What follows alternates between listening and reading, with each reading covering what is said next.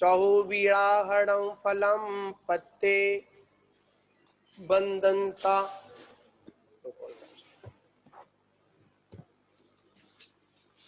सिद्धे जयप सिद्धे चहुबिड़ाहणं फलं पत्ते बंदंता अर्हन्ते वोच्छम आरारणाकंसो नमो अर्हन्ताणं नमो सिद्धाणं नमो आयरीयाणं नमो वज्रायाणं नमो लोहे सवसाहुणम।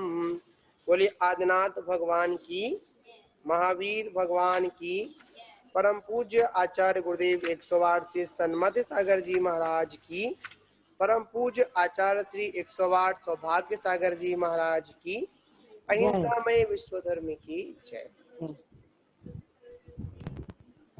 चलिए, भगवती आराधना ग्रंथ है, इसका अपन वाचन प्रतिदिन करते हैं।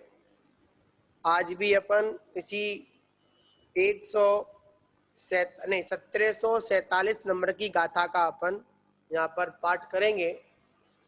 तो उसमें कह रहे हैं, जो पूर्ण धम्मो जीवेण तदो सम्मत चरण सुद मह्यो सो परलोय जीवस्य होई गुणकार कस हाओ। तो कह रहे हैं कि इसमें बात चल रही थी, एक मतलब आश्रय भावना की बात चल रही थी। किसकी चल रही थी? नहीं, हाँ, एकत्व भावना की बात चल रही थी। क्या चल रही थी? एकत्व भावना की बात चल रही थी। तो इसमें अब आचार्य कह रहे हैं, यदि ये बंधु आदि सहायक नहीं है, मतलब अगर ये बंधु अगर सहायक नहीं है तो कौन सहायक है? क्या? अगर ये बंधु आदि सहायक नहीं है तो आखिर में कौन सहायक है? तो इसका उत्तर आचार्य परवर यहाँ पर दे रहे हैं। तो क्या दे रहे हैं? तो यहाँ पर कहा जा रहा है, जीवने, किसने? जीवेण मन जीवने सम्यक तो चारित्र ज्ञान रूप अर्थात वह धर्म है। जीव ने सम्यक चारित्रिक ज्ञान रूप अर्थात रत्नत्रय रूप धर्म किया है। क्या किया है? दो धर्म किया है, जो दुर्गति में जाने वाले जीवों का, दुर्गति में जाने वाले जीवों का धारण करता है, उसे शुभ स्थान में धारण करता है, धरता है, वो धर्म है। धर्म क्या है? धर्म वो है, जैसे कोई जीव अशुभ स्थान पर जाने वाला है तो वो क्या करता है? वहां से उठाकर शुभ स्थान पर रख देता है। कहाँ रख देता है? शुभ स्थान पर रख देता है। इसी तरह रत्नत्रय को धर्म कहते हैं। किसको धर्म कहते हैं? जो रत्नत्रय है उसे क्या कहते हैं? उसको धर्म कहते हैं। वह धर्म परलोक में जीवों का गुण कारक सहायक होता है, क्योंकि उससे सांसारिक और पारमार्थिक सुख मिलता है। क्या मिलता है? जो धर्म है उससे क्या मिलता है? सांसारिक सुख भी मिलता है और पारमार्थिक सुख भी मिलता है। सांसारिक सुख क्या? इंद्रिय सुख। क्या मिलता है? इंद्रिय सुख। और परमार्थिक सुख क्या है? अतीन्द्रिय सुख, आत्मा का सुख, ज्ञान का सुख। इसके अलावा और तो कुछ होता नहीं है। हाँ, तो कह रहे हैं, वह धर्म हमारी रक्षा करे। कौन करे? धर्म ही हमारी रक्षा करे, जो मत्स्य लोक और स्वर्ग लोक के भय, शोक और विषाद से रहित विषय सुख को देकर देवेंद्रों और राजेंद्रों से विशिष्ट रूप से पूजित तीनों लोकों का स्वामी तीर्थंकर पद प्रदान कराता है। क्या कराता है? कौन कराता है? धर्म ही कराता है। अगर ये धर्म ना हो तो तीर्थंकर जैसी महान पुण्य प्रगति का भी क्या ना हो? बंद ना हो। तीर्थंकर जैसी महान पुण्य प्रगति का बंद क्यों होता है? मां धर्म के सारे से होता है। जो धर्मात्मा है, कौन है? जो धर्मात्मा है उनको कभी भी दुर्गति नहीं होती है। कौन नहीं होते हैं? धर्मात्माओं की कभी भी दुर्गति नहीं होती है। दुर्गति किसकी होती है? पापात्मा की होती है। जो धर्म से विमुख हैं, हाँ आ गए, जो धर्म से विमुख हैं ऐसे जीव ही, कौन? जो धर्म से विमुख हैं ऐसे जीव ही नरक निगोद के दुखों को, 84 लाख योनियों के दुखों को भोगते हैं।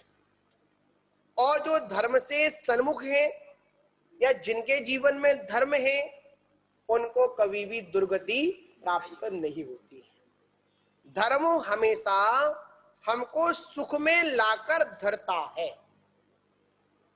जो जीव धर्म को धारण करता है, क्या धारण करता है? जो जीव धर्म को धारण करता है, धर्म क्या करता है? धर्म उसको सुख में धरता है। कहां रखता है? सुख में धरता है। और जो व्यक्ति धर्म को स्वीकार नहीं करता, क्या नहीं करता? जो व्यक्ति धर्म को स्वीकार नहीं करता तो उसे कहां जाना पड़ता है? उसको नरकों में जाना पड़ता है। उसको नरक निगोद के डंडे खाने पड़ते हैं। क्या करने पड़ते हैं? नरक निगोद के डंडे उसे खाने पड़ते हैं। वास्तविकता में धर्म क्या है? वास्तविकता में धर्म है, रत्नत्रयी धर्म है। क्या धर्म है? रत्नत्रयी धर्म है। जो सच्चा है वो धर्म है। धर्म क्या?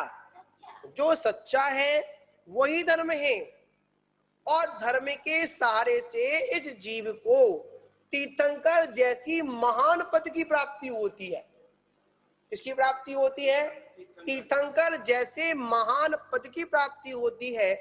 और इस धर्म के प्रभाव से ही चक्रवर्ती, इंद्र, राजेंद्र, देवेंद्र, अनेक प्रकार के लोग नतमस्तक होकर हमेशा सेवा में तत्पर खड़े रहते हैं। क्या खड़े रहते हैं? जहां पर तीर्थंकर के सामने प्रथम देव का, प्रथम स्वर्ग का देव, कौन? तीर्थंकर के सामने प्रथम स्वर्ग का देव जो स्वर्गाधिपति होता है वो क्या करता है? हाथ जोड़कर हमेशा सेवा में खड़ा रहता है। प्रभु बताइए क्या आज्ञा है? चक्रवर्ती जैसे महान आत्माएं क्या होती हैं? हमेशा उनके चरणों में झुकी रहती हैं। किसके प्रभाव से? मां धर्म के प्रभाव से। किसके प्रभाव से? धर्म के प्रभाव से। पर हम क्या करते हैं? कसायों के कारण, अपने स्वार्थ के कारण, दूसरों के कहने पर, दूसरों के भड़काने पर क्या करते हैं? अपने धर्म को ही छोड़ देते हैं। किसको छोड़ देते हैं? अपने धर्म को छोड़ देते हैं। क्यों छोड़ते हैं? उसने कहा ऐसा हो जाएगा, झट क्या किया? धर्म को छोड़ दिया। कहां लग गए? अधर्म के मार्ग पर लग गए। बात यहां पर बड़ी मार्मिक है। सीता ने रामचंद्र से क्या कहा कि आपने लोक अपवाद के कारण, किसके कारण? लोकोपवाद के कारण, दूसरों के कहने पर, किसके कहने पर? दूसरों के कहने पर क्या किया? आपने मुझे छोड़ दिया। किसको छोड़ दिया? हाँ, क्या कर दिया? मुझे छोड़ दिया। पर कई लोगों के कहने पर, के कहने पर क्या मत करना? कहीं धर्म को मत छोड़ देना। किसे मत छोड़ देना? धर्म को मत छोड़ देना। मुझे छोड़ा तो छोड़ा, कोई बात नहीं, पर किसे मत छोड़ देना? अपने धर्म को मत। हाँ, अपने कर्तव्यों को मत छोड़ देना। क्या मत छोड़ देना? अपने कर्तव्य मत छोड़ देना। किसी के कहने पर अपनी पूजा की क्रियाओं को मत छोड़ देना। आज बड़ा विषमवाद है। आज हम धर्म के नाम पर लड़ते हैं, क्रिया के नाम पर लड़ते हैं। उसने ऐसा कर दिया, उसने ऐसा कर दिया, वो ऐसा करता है, वो वैसा करता है। अरे वो कैसा करता है, क्या करता है, उसे करने दो। क्या कहते हैं? वह कैसे करता है, क्या करता है, क्यों करता है, उसे करने दो। उसके भावों को, किसके? उसके भावों को आप चोट मत पहुंचाओ। क्या मत पहुंचाओ? चोट मत पहुंचाओ। हाँ, उसको संबोधन, अगर गलत है तो संबोधन कर सकते हैं, उपदेश दे सकते हैं, उसकी क्रिया को रुकवा नहीं सकते हैं। अगर आपने उसकी क्रिया को रुकवा दिया तो क्या होगा? क्या पता उसके भाव पवित्र हो और तुमने उसकी क्रिया को देखकर तुमने कहा कल से मंदिर नहीं आओगे। तुम क्या नहीं करोगे? तुमको पूजा करना नहीं आती है, तुमको पाठ करना नहीं आता है। अरे पाठ करना नहीं आता, उसके भाव तो पवित्र है, उसका सिद्धांत तो पवित्र है। आपने क्या किया? आपने उसके सिद्धांत को, आपने उसकी श्रद्धा को क्या कर दिया? आपने चोट पहुंचा दिया। क्या पहुंचा दिया आपने? आपने उसकी चोट पहुंचा दी। अब क्या होगा? आपने जब चोट पहुंचाई है तो उसका हर्जाना कौन भरेगा? खुद भरेंगे, अपन भरेंगे। सामने वाला तो अपनी व्यवस्था से काम करके जा रहा है।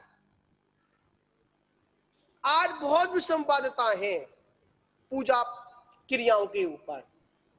अनेक छोटी छोटी बातों पर हम लोग आपस में मनमुटाव, झगड़ा आदि अनेक प्रकार की हम तरीके को अपना लेते हैं।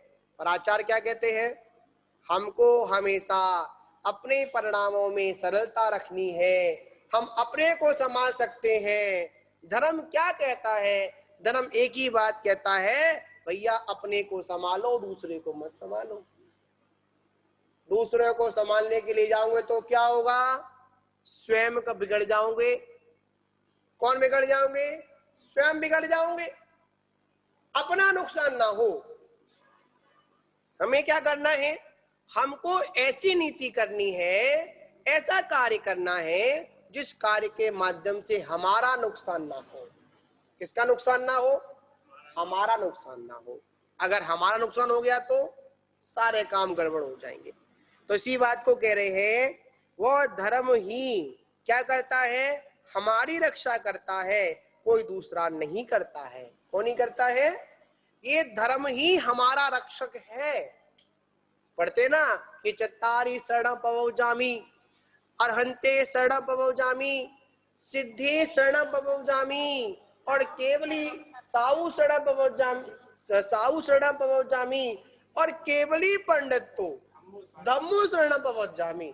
मैं उनकी शरण में जाता हूं जो अरहंत है। अरहंत क्या? जिन्होंने अपने कर्म समूह को नष्ट कर दिया है। कितने?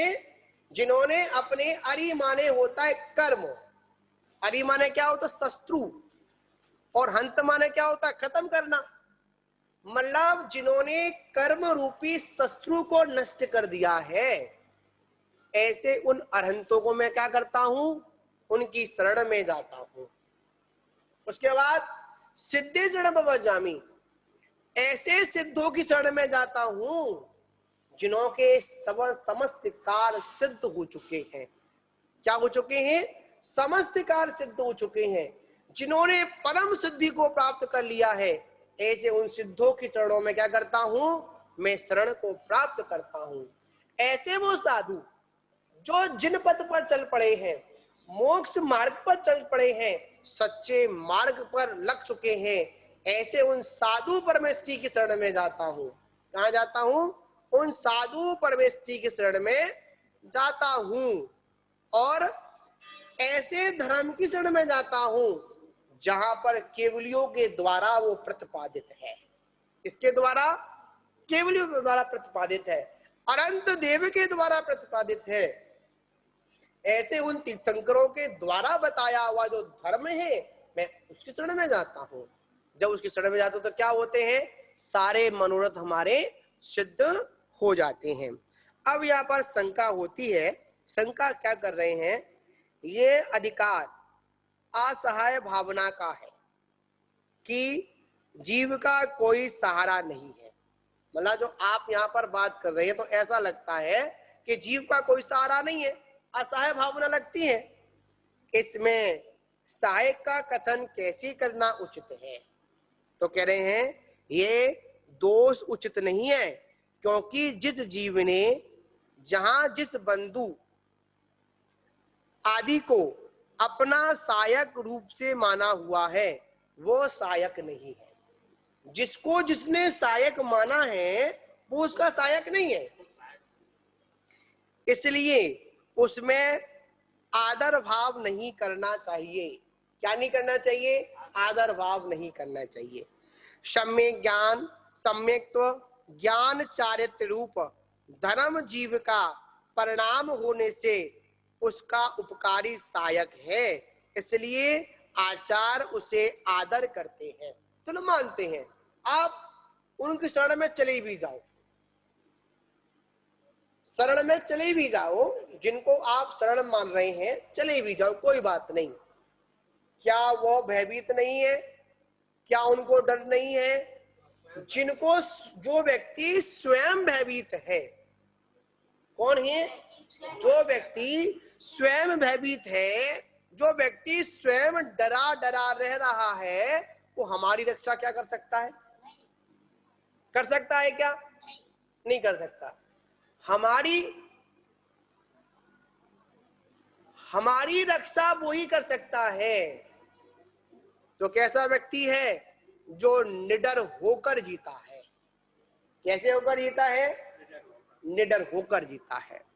हमारी सुरक्षा वो ही कर सकता है जो स्वयं सुरक्षित हो। हमको जन्म मरण के उस दुख से वो ही मुक्त कर सकता है जो जन्म मरण के दुख से मुक्त हो गया हो। हमको वही राह बता सकता है जो उस राह पर चला हो। जो चला ही ना हो, हम उससे मार्ग पूछे क्यों माता जी? जो व्यक्ति चला ही ना हो उस मार्ग पर, हम उससे मार्ग पूछे, भाई ये रास्ता कहाँ जाता है? वो जानते ही वो आपको क्या बताएगा? कुछ भी नहीं बता पाएगा। हमको उसी की शरण में रहना है, हमको उसी के पास जाना है जो वास्तविकता में जिस मार्ग का जानकार है, जिसने अपनी शरण में आकर, कहां पर आकर? जिसने अपनी शरण में आकर अपने को प्राप्त कर लिया है, उनकी शरण में जाना है। कहा जाना है?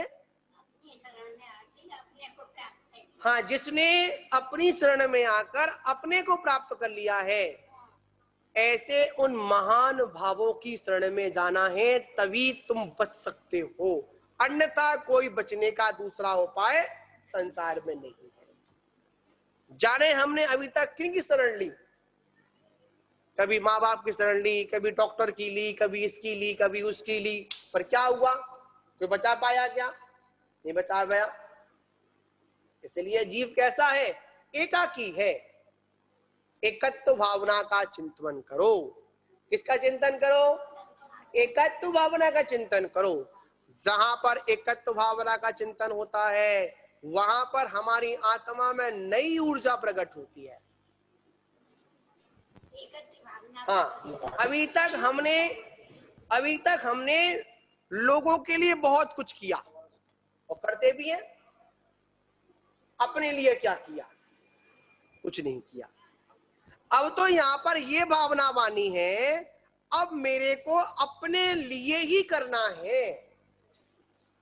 किसके लिए करना है? अपने लिए करना है, दूसरे के लिए नहीं करना है। किसके लिए नहीं करना है? अपने लिए ही करना है, दूसरे के लिए नहीं करना है। दूसरे को कर भी नहीं सकते, हमारी सामर्थ्य करने की। जब अकेला आया था, अकेला है, एकाकी है, ये तो मेला बटेश्वर है। क्या है? 2 दिन का है मेला है। कितने लोग मिलते हैं? 2 दिन का है। कितने लोग दिखते हैं? तो क्या हम सभी को खरीद लेंगे? क्या नहीं कर पाएंगे। अगर वास्तविकता में अगर मेला का आनंद लेना है, आनंद लेना है, अगर वास्तविकता में मेला का आनंद लेना है तो ज्यादा मेल मिलाप मत करना। क्या मत करना? ज्यादा परिचय मत बढ़ाना, वरना जितना भी जो जेब में रुपया जो तुम मेला देखने के लिए गए हो ना, आधे तो वही दूसरों के पहचान में खर्च हो जाएंगे। तुम क्या खरीद के लाओगे?